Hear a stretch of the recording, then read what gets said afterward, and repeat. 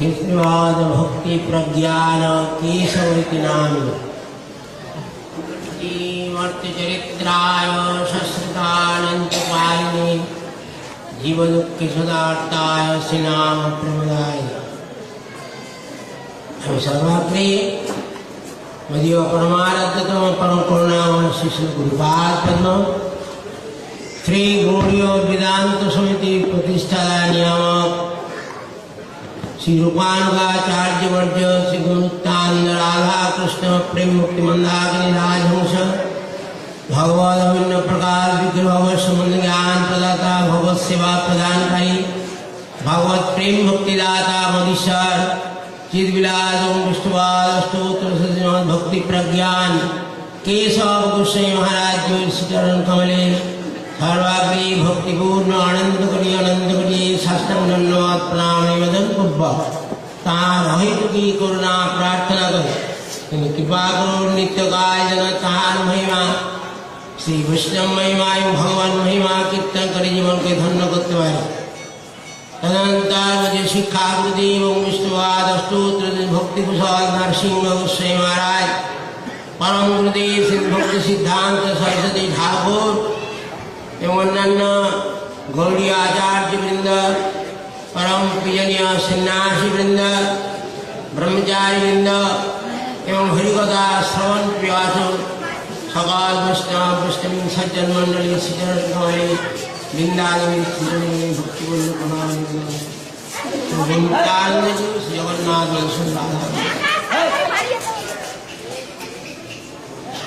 आजकल দেখা যায় কেউ যদি কিছু অন্ন দান করতে পারে, কিছু বস্ত্র দান করতে পারে, কিছু ঔষধ দান করতে পারে, তাকে সব অনুমান করে দেখে বিরাট সাধু।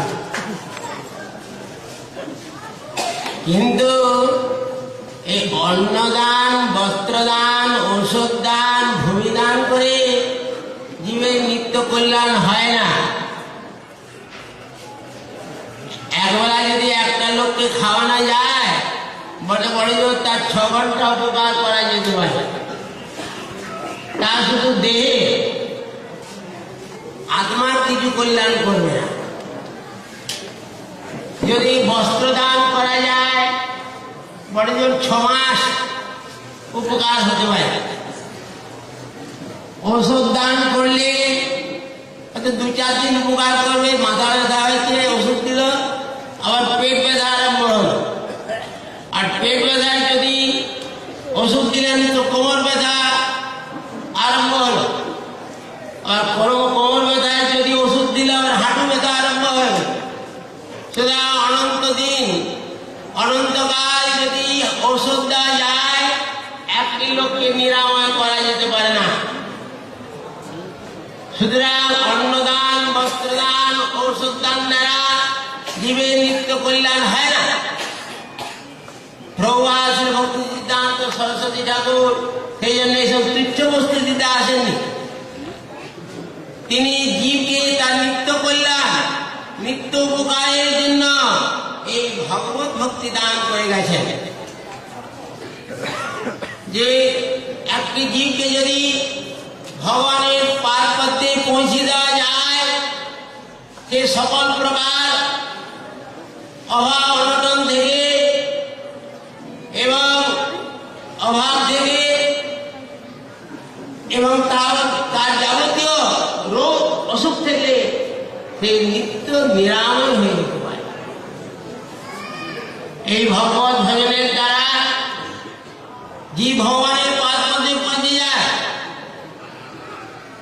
শাস্ত্রে বলছেন ভক্তি রেবেনং নায়তি, ভক্তি রেবেনং দর্শয়তি, ভক্তি বশ পুরুষ, ভক্তি রেব ভূষতি। সেই ভগবত ধামে যাওয়ার রাস্তা কি না বলছেন ভক্তি। ভক্তি ভগবানের কাছে নিয়ে যায়, ভক্তি ভগবানের দর্শন করিয়ে দেয়। আর এই ভক্তিরই বশ ভগবান, কেবল ভক্তির বশ চৈতন্য গোসাই। এই জগতে এমন কেউ বলতে পারবেন না ভগবান কর্মের, জ্ঞানের, যোগের তপস্যার পর কিন্তু লেখা আছে ভক্তবৎসল ভগবান কি যায়, তাহলে তুমি ভক্তি বসিবে তো। এবং ভগবানের ভক্তি কি পরম ধর্ম। সকলে ধর্ম করুন, ধর্ম করুন। কেউ কর্ম করবেন ধর্ম, কেউ জ্ঞান করবেন, কেউ যোগকে তপস্যা করবেন, কিন্তু সর্বশাস্ত্র শ্রীমদ ভাগবত কি বলছেন, সবই পুরুষাং পরম ধর্ম যত ভক্তি অত। জীবের পরম ধর্ম ভগবানের ভক্তি। ভক্তি ভগবানের কাছে নিয়ে যাবে। গীতায় ভগবান বলেছেন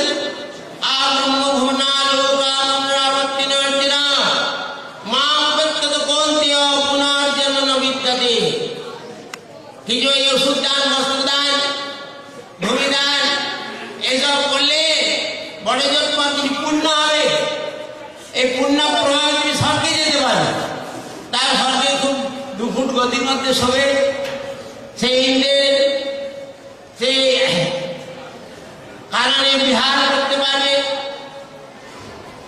বন্যা মিঠাই পায়েস খুব খাবে, খুব সুভোগ করবে। আর যত সুভোগ করবে পুণ্যটা ক্ষয় হতে যাবে। ব্যাংকে টাকা রেখে যদি তোলা যায় দৈনিকে, আর কতদিন থাকবে, তখন লোক কি হয়, ঘর ধাক্কা দেয়, কি মজা, আপনার ব্যালেন্স কিছু নেই, আর কিছু নেই। সেরকম খুব পুণ্য ভোগ করতে করতে যদি পুণ্যটা একবারে শূন্য হয়ে যাবে, জিরো, তখন কি হবে? গীতায় ভগবান বলে দিচ্ছেন এতম ভুক্ত সর্বলোক বিশাল কি যে পুণ্যে মর্তলোকম বিসঙ্গী। বিশাল সর্বসুখে সুখের পর এই মর্তলোকে আবার আসতে হবে। তাই লাভ কি হবে? এসব পুণ্য সঞ্চয় করে অন্নদান, বস্ত্রদান, ভূমিদান, ওষুধ দান করে এই পুণ্য সঞ্চয় করে লাভ, সেই পুনর্মুষিক ভাব পুনরায় আবার এই ভূতলে সে মর্তলোকে আসতে হবে। আবার এই দুঃখ কষ্ট, জন্মের থেকেই কষ্ট, জন্মালেও ডাক্তার করে ইঞ্জেকশন দিবে, আরম্ভ হয়ে গেলে ইঞ্জেকশন, তারপর সারা জীবন হসপিটালে গেলে 2-4টা তো সঙ্গে সঙ্গে ইঞ্জেকশন দিবে। শান্তি নেই, এই জগতে কোনো শান্তি নেই। শান্তি আছে পর জগতে। যেমন এক জগৎ বাইরে গেলেও তার বাড়ির জন্য বাড়ি কবে যাবো, তাহলে শান্তি। তাহলে সেই বাড়িটা কোথায়? প্রভুপাদ আমাদের দিয়েছেন back to God and back to home. ভগবানের চরণে ফিরে চলো, সেইটাই তোমার বাড়ি। আর সেইখানে তুমি গেলে শান্তি পাবে। কেন? সেখানে রত্নময় ভূমি, আমাদের এখানে ধুলো কাঁকড় রয়েছে না। আর বৃন্দাবনে সেখানে রত্ন, হিরে, মণি, মানিক, 17,000 মানিক, অসংখ্য মণিমাণিক্য ছড়িয়ে আছে যে স্থানে। যে স্থানে অসংখ্য মণিমাণিক্য ধুলো কাঁকড়ের মতো ছড়িয়ে থাকে, সেখানে কোনো অভাব থাকতে পারে কি? এবং সোনার মণি কত? 32,000 আর মণিমাণিক্যের কত দাম? আর সিন্ধু ভরা মণিমাণিক্য রাখতে পারবে, সেখানে তার কোনো অভাব থাকবে না। আর সেখানে বৃক্ষ কি? কল্পবৃক্ষ।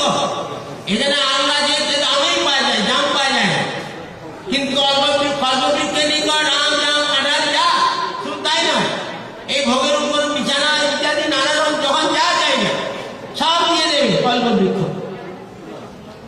তাই যেখানে কল্পবৃক্ষ থাকে সেখানে কোনো অভাব থাকতে পারে। যা চাইবে দুধ, ঘি, মাখন ইত্যাদি আমাদের যাবতীয় প্রয়োজন। আর আমাদের সকাল থেকে নুন নাই, তারপরে তেল নাই, ডাল নাই, কথা বলছে যে আর কিনে দেবে, আর কি ঘুরে গেল। তারপরে গ্যাস নাই, নাই, অভাব।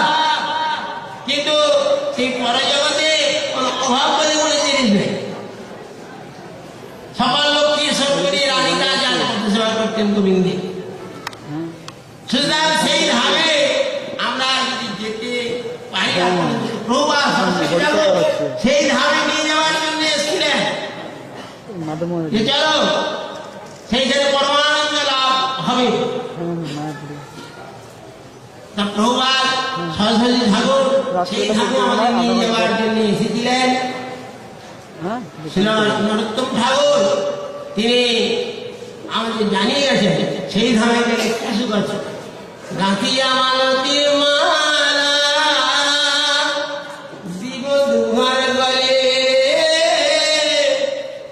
আমি গাঁথি